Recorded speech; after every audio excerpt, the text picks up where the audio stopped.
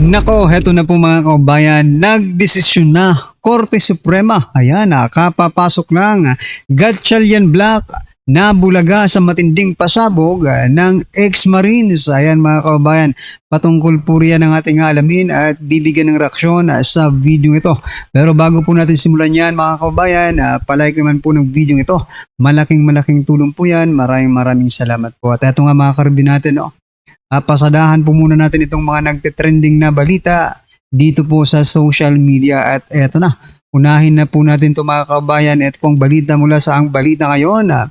Petisyon na nagpapawalang bisa. Ayan, nagpapawalang bisa sa issue ng 12 senador quorum ibinasura ng Korte Suprema.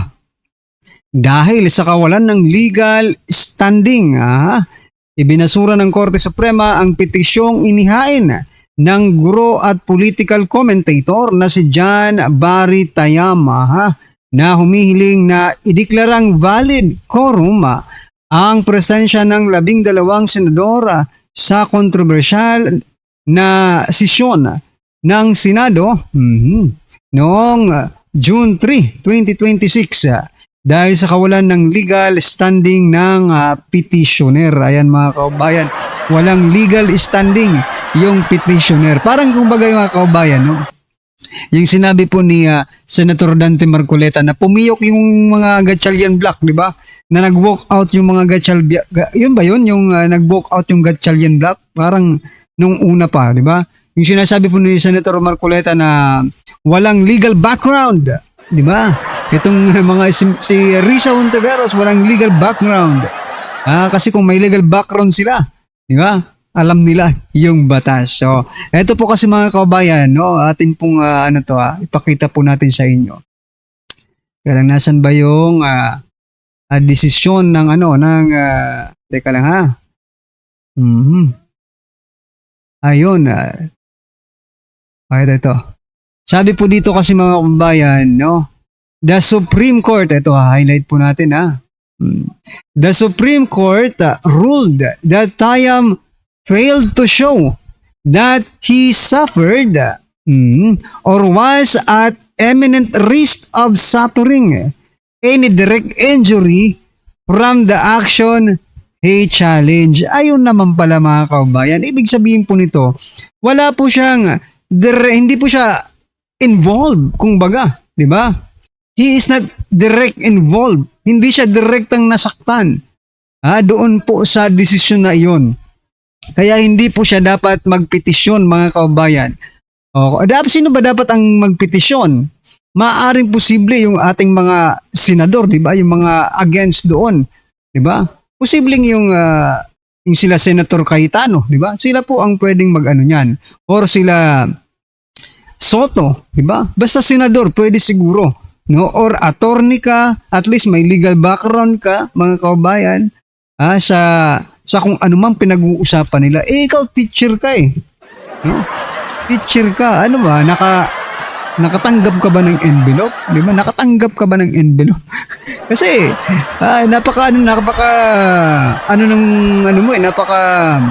tawag dito, napaka-obvious po ng ng petition mo, di ba? Kaya yan, nasupalpal ka. Sabi nga ng hindi ka kasi nakikinig sa Supreme Court dapat minsan nagbabasa ka. No, itong si John Barry Tayam. Kasi sabi nga ng Supreme Court, hindi sila makikialam. 'Di ba? Tapos ikaw mag-ano ka ng petition. Sabi nga nila hindi sila makikialam because it is politically motivated, no? At ayaw nila makialam sa politika. Iba po ang judiciary diyan sa ginagawa nila. Okay? Pero ikaw nagpetition ka pa rin. Yan. Napahiya ka tuloy. Ngayon, nalaman talaga ng taong bayan na hindi talaga legal, di ba? Yung 12 na quorum na ang 12 ng 24, di ba? Kasi dapat 13 ang quorum ng 24. Anyway, ito pong naging komento ng ating mga kababayan patungkol dyan, mga kababayan. Sabi po ni Cesar Jr., may mali sa caption bakit petisyon na papalang bisa, gayong ang sabi ay hinihiling na gawing valid pero binasura. Deceiving ang caption nito. Kaso kung pagwawalang bisa, ang binasura lalabas na valid ang quorum na ginawa ng 12. dapat petisyong gawing valid pero ibasura? Ha? Ang labo mo naman, sir. Diba? Sabi po dito ni Jovito, salamat kasi hindi inayaang manaig ang kasamaan. Salamat Supreme Court. Correct. Diba? Anyway, ano po ang masasabi niyo dyan mga kabayan sa aksyon ng Supreme Court? Patungkol nga dyan sa petisyon na pagpapawalang bisa di umano ng quorum na 12 na senator, quorum na. Ayan mga kabayan, just comment down below. At pero eto kahit sinabi na po na ayan, hindi yan pwede na 12 lang, quorum na. Eto po si Senator Win Gatchalian. Sabi po dito ni Senator Win Gatchalian, ako lang ang Senate Pro Tempore at acting Senate President. Ayan mga kabayan, pinaninindigan talaga nila yung ginawa nila. Kasi sa bagay, no, malaking kahihiyan yung ginawa nila. Kaya siguro, whether or not ginagugustuhan nila, ay or di nila nagugustuhan yung ginagawa nila, ay paninindigan nila dahil prinsipyo na po ang nakataya mga kabayan, no? Padalos-dalos kasi kayo, ayan. Diba? Pero grabe sige, ikaw na. Ikaw na ang Senate Pro Tempore at ikaw rin ang acting Senate President, no? Pero ang tanong, sino pong Senate President? Diba? Kasi acting ka lang naman. Sino po talaga ang Senate President? Pakisagot naman po para hindi naguguluhan yung taong bayan, no? Kasi sige sabihin natin ikaw yung acting Senate President. Sino po ang Senate President? Eto nga mga kabayan, may nakita akong comment kanina. Sabi niya, sige, pagpalagay na natin ikaw ang Senate President Pro Tempore at acting Senate President. Sino po ang pumipirma, okay, ng mga sumasahod, okay, na empleyado dyan sa Senado? Diba kasi, diba, pag magsisweldo na pinipirmahan yan Diba? O ikaw po ba ang pumipirma o si Senator Cayetano? Kasi kung si Senator Cayetano po ang nagpapasahod sa mga empleyado, pumipirma, sa pagpapasahod ng mga empleyado dyan, for example na lang, may pinipirmahan, di ba? O sa mga official document, kung si Senator Cayetano po ang pumipirma, dapat siguro natin kilalaning Senate President pa rin. Si SP Cayetano. Ayan mga kabayan, ano po ang masasabi nyo dyan? Just comment down below kasi eto mga kabayan, kabadong-kabado na talaga sila. Sabi po dito, news update. Security threat sa Senate might be connected to Saldico's alleged 18 bodyguards according to NBI. Intel is still under validation ayon po kay Gatchalian. Ayan mga kabayan. Klaruhin po natin to Ang Senado daw ay may threat konektado doon po sa 18 bodyguards mga kabayan. Pero teka lang, nilockdown po nila. Okay? Ila-lockdown po nila yung Senado, sabi kanina. Tapos, dahil daw sa konektado ito sa 18 bodyguards. Sino ba talaga? Nalilito ako kung sino ba talaga ang, yung nagtitake risk, di ba? Sino ba talaga ay yung may threat? Yung mga senador ba or itong ex-bodyguards na ito, mga kabayan? Sino po ba ang may banta sa kanilang buhay? Yung mga senador ba na inaakusahan ng 18 ex-soldiers natin, mga kabayan? Or may banta sa 18 ex-soldiers?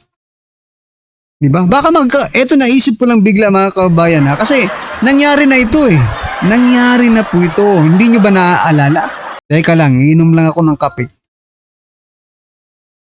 Hindi nyo ba naaalala mga kabayan? Nangyari na to. Diba?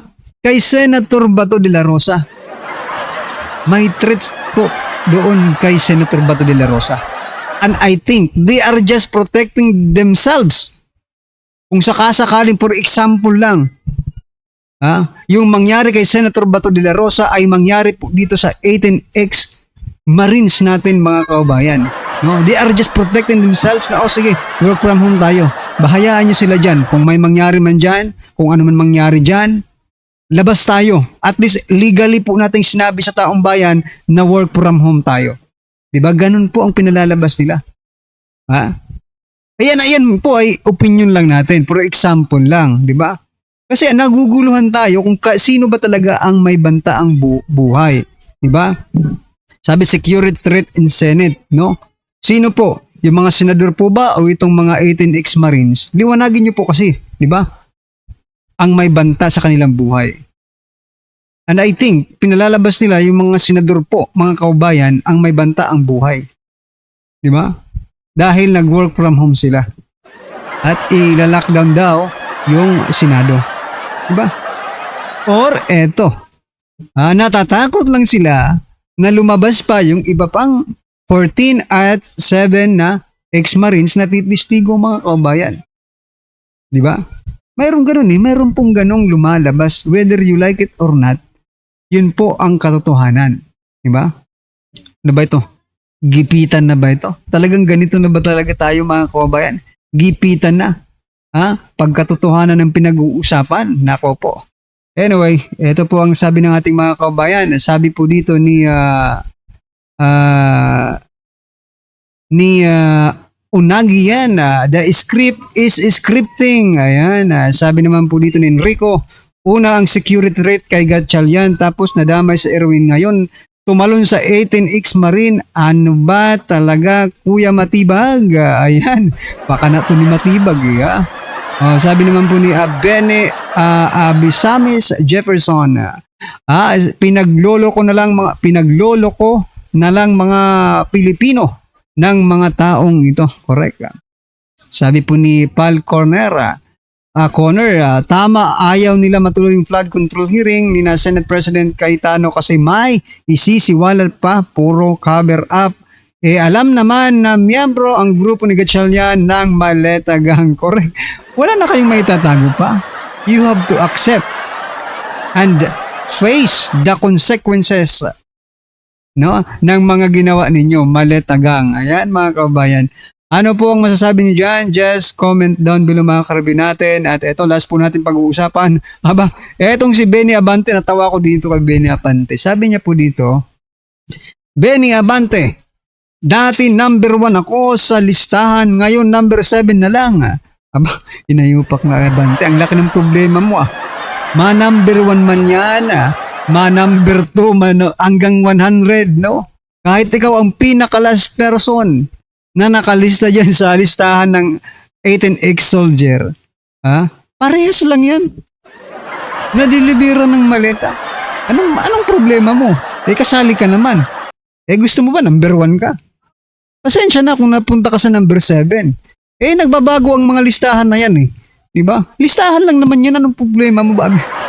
Grabe naman si Benny Abante. Ang laki-laki ng problema mo, brad. Pati yung arrangement ng pangalan kailangan naka-chronological.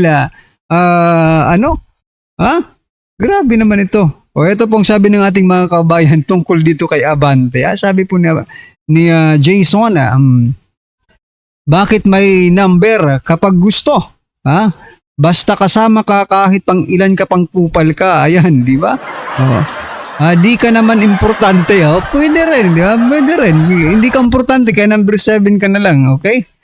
Sabi po ni Emily, congrats, number 7 ka na lang. Di ka pa natutuwa, number 7 ka sa lista. Ano ba ito? Pinagluloko na lang tayo. Ano ito? Naitbulaga tayo ni Naitbulaga po tayo ni Abante mga kababayan. Grabing nayupak na ito. Sabi po dito mga kababayan, bakit kasi number 7 siya? Magna cum laude gusto niya. Ayan. Baka gusto mo champion ka. Anyway, ano po ang inyong masasabi dyan kay Abante mga kababayan na umiyak dahil number 7 na lang daw siya instead of number 1 sa listahan ng ating mga Brave 18. Aray ko po. Ito na. Pasadahan na po natin yung video. Pasok pa. Ito, panoorin natin itong mga bagong pautot nila na kesyo daw merong banta-banta. Pinanyating Senator Win Gatchalian ang umano'y banta sa seguridad ng Senado. Dahil dyan, pinag-work from home muna ni Gatchalian ang Kita nyo na, pina-work from home. Supposedly, this Thursday, may blue ribbon. Kay Marcoleta, napakinggan ko kay Atty. Maligod, pwede pa nga mapaaga-aga yun Pero anong sinabi? Biglang pinauuwi na, work from home. Baluk-baluktot talaga. Eto kayong mga BBM senators, baluktot, booking na booking kayo. Nung una sinasabi nyo, pumasok na kayo. Cayetano, Robin Padilla, Marcoleta, pumasok na kayo na makapagtrabaho na tayo. Correct, correct. Muntikan ko na masabi yung, muntikan ko na kayo mamura. Pero ngayon biglang sasabihin ninyo, hindi, work from home na lang muna. Work from home na lang muna. Correct. Akala ko ba gusto nyo pumasok yung mga senador dati? Galit na galit sila, di ba? Bakit kayo absent ng absent? Kailangan na nating magtrabaho. O, di ba yun ang sinasabi nila Cayetano noon? Kila Cayetano, at saka doon sa grupo nila Marcoleta, sinasabi, kailangan nyo nang pumasok para makapagtrabaho na tayo. Tapos nung pumasok, biglang sasabihin nyo kayo, work from home. Bakit? Nag-create kayo ng threat. Threat ng nyo. Anong threat? employees mula bukas hanggang Huwebes. Live mula sa Team 5 Media Center, Mula sa balita si News 5 Senate Correspondent Man Los Baños Mayan sa nakuha ni Mula bukas hanggang Huwebes, Huwebes ka may blue ribbon si Marcoleta eh. Senator Gatchalian ng impormasyon na may banta nga ba sa Senado. Gigi, nakuha raw ni Senator Win Gatchalian yung impormasyon na yan kaugnay nga dyan sa banta sa seguridad sa Senado mula daw sa NBI. Doon sa isinagawang consultation Naniniwala ka sa NBI? committee kahapon, kung matatandaan mo, ay nagkaroon ng meeting, di ba, yung Blue Ribbon na yan, ay sinabi raw ni NBI Director Melvin Matibag sa mga senador yung tungkol sa impormasyon na may threat o potential threat sa Senate building at sa Senate premises. At dahil siniseryoso daw nila Senator Gatchalian, yung kanyang mga impormasyon ay talagang nagpakandak na sila ng inspection, ganun din nakipag-meeting na siya dyan sa Senate Executive Committee, ganun din sa Office of Senate. Grabe, no? Sino kayong naniniwala dito? Yung mga media naman, salsal ng balita na to. Yung mga media na yung salsal ng salsal, sila ngayon ang weapon eh. Sa totoo lang, sila ang mouthpiece. O torotot, di ba? Yung gano'n, yung kapag salita ka ng hindi ko laway yung tubig yun ha. May mga nagsasalita dyan, sabi, bakit ba tumatalsik yung laway mo? Tubig po yun, hindi laway yun. Umiinom po kasi ako eh, kaya minsan gumaganon eh. Saka okay lang naman doon sa iba yun eh. Play. Arms para i-calibrate at kung mayroong mga adjustments na kailangan gawin doon sa Senate doon sa security protocols ng Senado. Priority daw syempre ang kaligtasan ng mga senador at sa Naku! 2,000 mga empleyado ng Senado. Pautot! Walang naniniwala sa'yo, Gatchalian! At nakikipag-ugnayan din ngayon sila Senator Gatchalian sa mga intel offices para tuloy-tuloy nga yung information gathering kaugnay niyan. Alam mo, ganito na lang, kung ilalockdown mo, isara mo na lang yung Senado. Wala naman kayo silbing BBM senators eh. Dahil patuloy daw nilang minomonitor ang sitwasyon. At dahil dyan, Jiggy, heightened alert na ngayon ang Senado. Nagpadagdag daw sila ng forces, mas mahigpit ang security protocol at simula nga bukas, Wednesday hanggang Thursday, June 9 hanggang 10, ay nagpalabas na ng memo sa Senator Gatchalian at pinapatupad na muna ang work from home arrangement para nga sa Senate Secretariat at sa mga Senate employees at ang tanging papasukin ay yung So ayan mga kabayan, wag na po natin tapusin yung balitang yan, no? Nakakasira lang ng mood. Grabe po yung drama nila. Di ba? Nung sila po yung nag-meeting, there is no such security threat. No? Nung maghihiring na po yung Marcoleta at yung sa Blue Ribbon nila Senator Pia Cayetano, no? Meron na agad security threat at kailangan mag-work from home na naman itong mga empleyado. Ha? Ay, grabe ito mga kabayan. Grabe itong panggigipit nila. Anyway, ano pong inyong masasabi dyan mga kabayan? Just comment down below at syempre, huwag pong kalimutang i-like ang video nito. Malaking tulong po yan. Maraming salamat po.